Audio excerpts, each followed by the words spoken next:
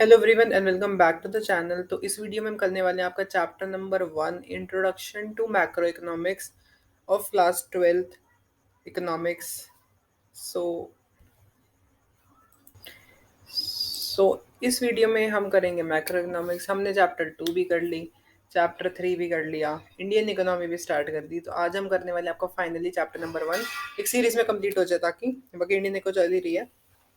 शुरू करते हैं अपना चैप्टर मैक्रो इकोनॉमिक्स का first chapter basically green. So what is macro economics? Basically macro economics है क्या? जैसे माइक्रो में पढ़ के आए थे what is micro economics, difference पढ़ के आए, डिफरेंस दोबारा नहीं पढ़ा रहा, इतना तो बेसिक आपको आता ही होगा। मैक्रो इकोनॉमिक्स क्या है? Macroeconomics is a part of economic theory that studies economy as a whole, such as national income, aggregate employment, general price level, aggregate consumption, aggregate investment, etc. Its main instruments are aggregate demand and aggregate supply. It also called income theory or employment theory. देखो macro economics क्या है? Part है एक economic theory का जो हमें पढ़ाती है about economy as a whole. Microeconomics पढ़ के आए एक इंडिविजुअल के लेवल से, अब आप पढ़ोगे एज अ होल, पूरी दुनिया के हिसाब से, होल के हिसाब से इकोनॉमी को पढ़ोगे। उसमें क्या क्या पढ़ोगे? नेशनल इनकम पढ़ोगे, एग्रीगेट एम्प्लॉयमेंट पढ़ोगे, जनरल प्राइस लेवल पढ़ोगे, कंजम्पशन पढ़ोगे, इन्वेस्टमेंट पढ़ोगे। और जो मेन इंस्ट्रूमेंट है इसके वो है aggregate demand and aggregate supply. इस पे पूरी आपके तीन चैप्टर भी हैं, जिस पूरी यूनिट का नाम है determination of aggregate demand and aggregate supply. इसको हम इनकम थ्योरी और एम्प्लॉयमेंट थ्योरी भी बोलते हैं। फिर बात आती है what are the economic agents. Economic agents कौन होते हैं? वो इंडिविजुअल या वो इंस्टीट्यूशन जो इकोनॉमिक डिसीजन लेते हैं उनको हम इकोनॉमिक यूनिट्स या फिर इकोनॉमिक एजेंट्स कहते हैं। ये क्या कर सकते हैं? ये मैन्युफैक्चर कर सकते हैं या फिर कोई भी ये सर्विस प्रोवाइड कर सकते हैं कि क्या प्रोड्यूस करना है, कितना प्रोड्यूस करना है। और जैसे गवर्नमेंट कॉर्पोरेशंस होती हैं, बैंक्स होते हैं, वो इकोनॉमिक डिसीजन लेते हैं कि भाई कितना स्पेंड करना है, कितना इंटरेस्ट रेट लगाना है क्रेडिट पे यानी लोन पे, या फिर कितना टैक्स लगाना है और सो ऑन। ये सारी चीज़ें ये लोग करते हैं। फिर आता है हमारा इंपॉर्टेंट टॉपिक, इतना पेपर में नहीं आता बट वैसे इंपॉर्टेंट है, ग्रेट डिप्रेशन। ग्रेट डिप्रेशन था क्या? इस चीज़ को हम मॉडर्न हिस्ट्री में सबसे ज़्यादा वर्स्ट और लॉन्गेस्ट इकोनॉमिक रिसेशन कहते हैं। ये स्टार्ट कहाँ हुआ था? यूएस में हुआ था। इससे बहुत ज़्यादा कास्केडिंग इफेक्ट, बहुत गंदा इफेक्ट देखा गया था वर्ल्ड इकोनॉमीज पे। जो ग्रेट डिप्रेशन है वो शुरू हुआ था अक्टूबर 1929 में, जब स्टॉक मार्केट यूएस के अंदर क्रैश हो गई थी। मोर देन स्टॉक मार्केट 24 अक्टूबर 1929 को हो गई थी, जिसको हम ब्लैक थर्सडे भी कहते हैं। इस दिन को हम ब्लैक थर्सडे कहते हैं अमेरिकन हिस्ट्री में। जो स्टॉक मार्केट है वो पैनिक आ गया था वॉल स्ट्रीट इन्वेस्टर पे, causing the stock market to lose near पे बिलियंस ऑफ डॉलर। इससे कितना लॉस हुआ था? बिलियंस ऑफ डॉलर्स का लॉस हुआ था। और इससे एक मेजर फाइनेंशियल इंस्टीट्यूट का सेटबैक आया था, फेलियर आया था, जैसे बैंक्स। इस डिप्रेशन से क्या हुआ? ओवर एबंडेंस हुई फूड की बहुत कमी हुई, ग्रेन्स की बहुत कमी हुई, जिससे वजह से एग्रीकल्चर के प्राइस ओवर एबंडेंस ज़्यादा ही अमाउंट में वो चीज़ मिली, जिसकी वजह से प्राइस गिर गया एग्रीकल्चर के। इस वॉर के टाइम कनाडा, ऑस्ट्रेलिया, यूएस एक नए अल्टरनेटिव वीट प्रोड्यूसिंग सेंटर की तरह इमर्ज हो रहे थे। और जो स्टॉक्स था फिनिश गुड का, वो पाइल अप हो रहा था। किसकी वजह से? अंडर कंजम्पशन की वजह से, एक्सेसिव इन्वेस्टमेंट की वजह से, जो लो प्राइसेस में रिजल्ट कर रहा था और लो प्रॉफिट मार्जिन हो रहे थे लोगों को। मनी जो थी इकोनॉमी में वो कन्वर्ट कर रही थी अनसोल्ड फिनिश गुड को, जिसकी वजह से एक शार्प ड्रॉप आ रहा था एम्प्लॉयमेंट में, और इनकम लेवल्स जो है बहुत ज़्यादा गिर रही थी, ड्रास्टिकली गिर रही थी। इकोनॉमी की जो डिमांड थी गुड्स की, वो बहुत ज़्यादा लो थी, प्रोडक्शन रिड्यूस कर दी गई, जिसकी वजह से अनएम्प्लॉयमेंट हुई। यूनाइटेड स्टेट्स जो अनएम्प्लॉयमेंट रेट कितना हो गया? 3% से 25% आ गया। बताओ, 3% लोग थे जो पहले अनएम्प्लॉयमेंट नहीं थे, बट डिप्रेशन के टाइम कितना आ गया? 25% आ गया। जो ग्रेट डिप्रेशन था उसका एक सेट ऑफ इम्प्लीकेशन सिग्निफिकेंस था इकोनॉमिक्स में, जिससे क्लासिकल इकोनॉमिक अप्रोच का कोलैप्स हुआ। जो बिलीव करते थे मार्केट डिमांड और सप्लाई में, एक ग्राउंड क्रिएट हुआ केन्स अप्रोच में इमर्ज होने के लिए। अब केन्स अप्रोच क्या है और क्लासिकल अप्रोच क्या है, ये आपको मैं अभी बता देता हूँ। देखो, आपकी क्लासिकल अप्रोच क्या थी और कीन्स अप्रोच क्या थी। देखो, classical microeconomic theory economics believe in economy is general, कि इकोनॉमी एक जनरल है, सेल्फ करेक्टिंग एंटाइटी है। एक से इकोनॉमी को एज्यूम करा था as a potential output at full employment level. ये सारा आगे पढ़ोगे, चिंता मत करो, इसी को भी समझ लो, ठीक है। Full employment level, this concept is pretty straight forward. In good times price and wages, कहते हैं अच्छे टाइम में प्राइस और वेजेस राइज करते हैं और बैड टाइम्स में प्राइस और वेजेस गिरते हैं। क्लासिक्स थ्योरी को ये बिलीव था कि जो फ्री मार्केट है उसमें सेल्फ एडजस्टिंग मैकेनिज्म होगा, so naturally economy without government assistance. Classical economy supply and demand does not inhibit free market. If the company sells more than video games at $25 then $35, the demand for supply has effectively increased.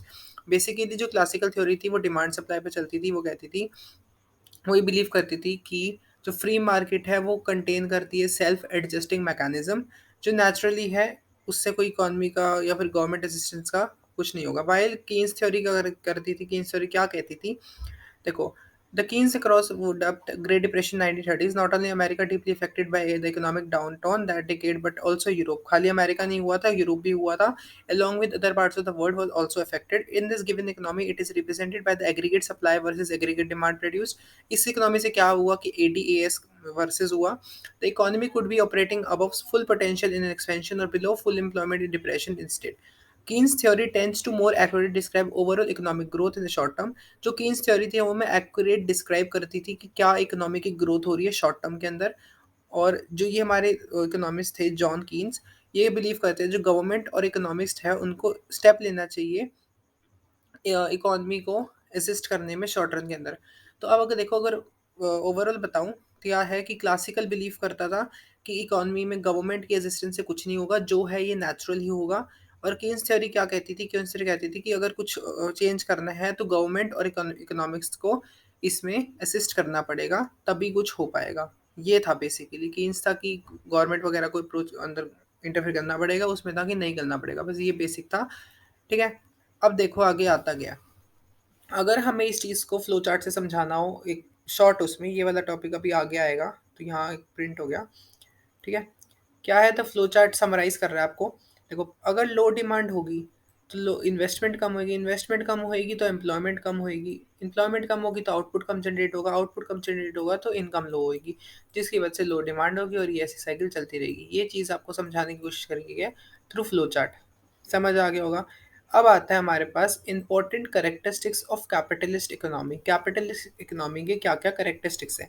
सबसे पहले private property, दूसरा non government interference, कि private property होती है, government का interface नहीं होता है, प्रॉफिट मोटिव के लिए होती है, फ्रीडम होती है एंटरप्राइज को, फ्रीडम होती है ओनरशिप की, दूसरी फ्लेक्सिबिलिटी होती है लेबर मार्केट में, कंज्यूमर की सॉवरेनिटी होती है, प्राइस का मैकेनिज्म होता है। बस यही होता है करेक्टरिस्टिक्स के।